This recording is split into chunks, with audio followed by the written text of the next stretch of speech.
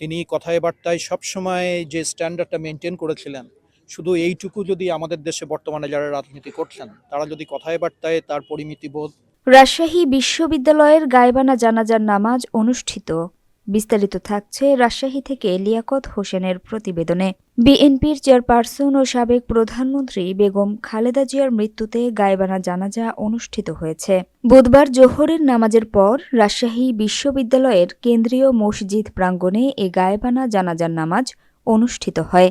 জানাজার নামাজ পড়ান বিশ্ববিদ্যালয়ের কেন্দ্রীয় মসজিদের সহকারী ইমাম হাফেজ মাওলানা শাহাজুল ইসলাম।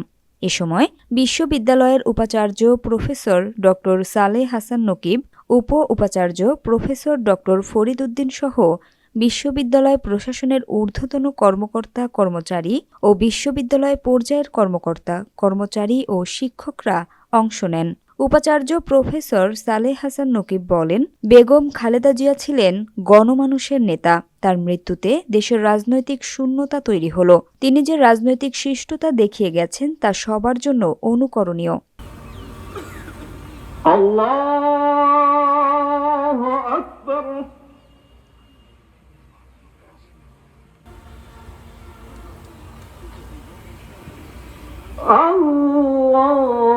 আল্লাহু আকবার।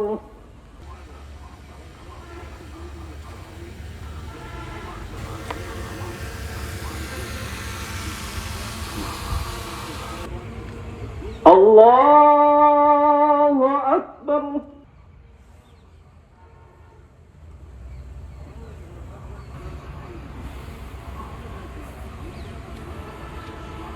আল্লাহু আকবার।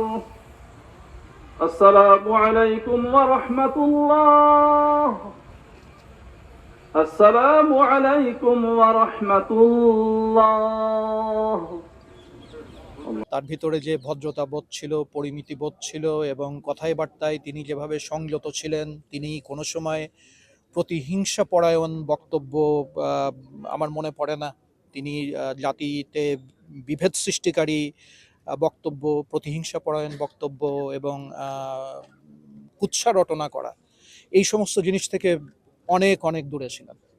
তিনি কথায় বার্তায় সবসময় যে স্ট্যান্ডার্ডটা মেনটেন করেছিলেন, শুধু এইটুকু যদি আমাদের দেশে বর্তমানে যারা রাজনীতি করছেন তারা যদি কথায় বার্তায় তার পরিমিতিবোধ, তার ভেতরে যে একটা ইনেট যে অনেস্টি ছিল, যে তিনি যেটা যেটা যেটা বলতেন সেটাই মিন করতেন এবং সেটার উপরেই যে তিনি অটল থাকতেন, এবং দেশের প্রতি তার যে কমিটমেন্ট, হাজারবার তার সুযোগ এসছে কিন্তু তিনি কিন্তু একটিবারের জন্য দেশের মানুষকে ফেলে রেখে কোথাও যাননি আর কি। তিনি যেতেই পারতেন, তিনি বারবার কম্প্রোমাইজ করার তার সুযোগ এসেছিল, একটিবারের জন্য তিনি কম্প্রোমাইজ করেননি। সারা জীবনই তার সংগ্রাম ছিল এবং এই সংগ্রাম ছিল এই দেশের মানুষের জন্য। তো আমি বলবো যে শুধু আমরা তাকে মিস করছি বা আমরা তার জন্য দোয়া খায়ের করছি, যেটা করতেই হবে আমাদের, সেটা না।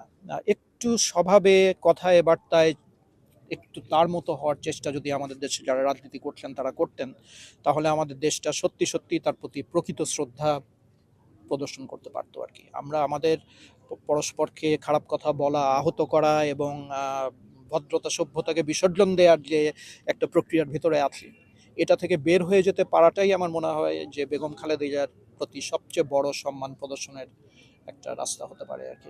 তো আমরা প্রচণ্ডভাবে তাকে মিস করবো এবং সামনের দিনগুলোতেও